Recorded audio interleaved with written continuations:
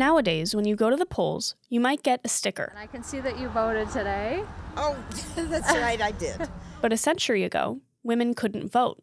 So suffragists donned a slightly different accessory. What you'll notice about them is it actually looks like a little jail door, and then there's a tiny lock that's a part of it. They're called jail door pins, and they were worn to indicate time spent behind bars in the name of women's suffrage.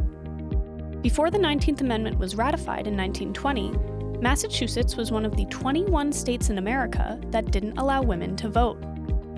Many women who protested in favor of national suffrage were arrested. Alice Paul, the National Women's Party leader, designed the pins to honor those women's commitment to the cause. These were marks of honor. These were pins to say, we are organizing, we're advocating, and we're not afraid to speak up for what's right. Of those not afraid to speak up were two women from Framingham. 2 Jailed for Freedom pins were actually awarded. They were an honorary award to 2 Framingham women who were significant in the suffrage movement, so the right for women to vote. The 2 women who were awarded these pins went by the names of Josephine Collins and Louise Parker Mayo. Louise Parker Mayo was a school teacher, mother of 7, and co-manager of her family's farm. Less traditionally, Josephine Collins was an independent, unmarried business owner.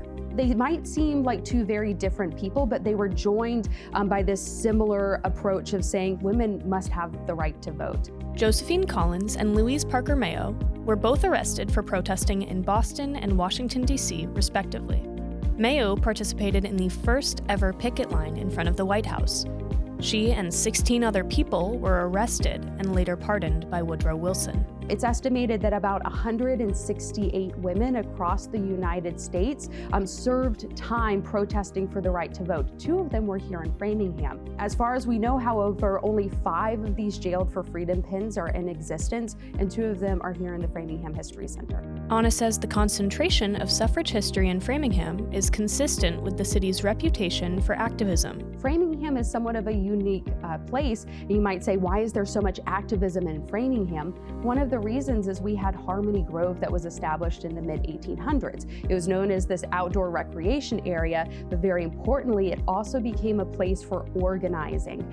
So we see the anti-slavery movement met there in the 1800s, and similarly, women's suffrage became a place of organization. So in Framingham, you see protests and advocacy taking place all throughout this period, not just in 1917 and 1919. To celebrate Women's History Month, there will be an exhibit on March 18th at the Memorial Building featuring Mayo, Collins, and a handful of other notable Framingham women.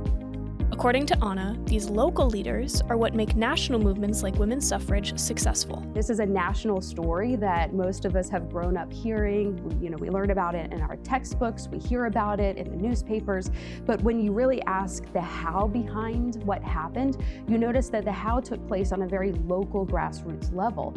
There were people like Louise Parker Mayo and Josephine Collins who in their own way, in their own communities, found ways to organize and advocate, and that led to this big national shift and change. And though the 19th Amendment was ratified over 100 years ago, Anna says it's important to remember what it took to get there. It speaks to the absolute essential nature of voting rights and voices. We see the lengths that people have gone through time and history to gain this essential right to vote, losing all sorts of things from freedom, being thrown into jail. There are instances of the women being assaulted actually as they were protesting. So we see the incredible value and the importance of having votes, because a vote equals a voice.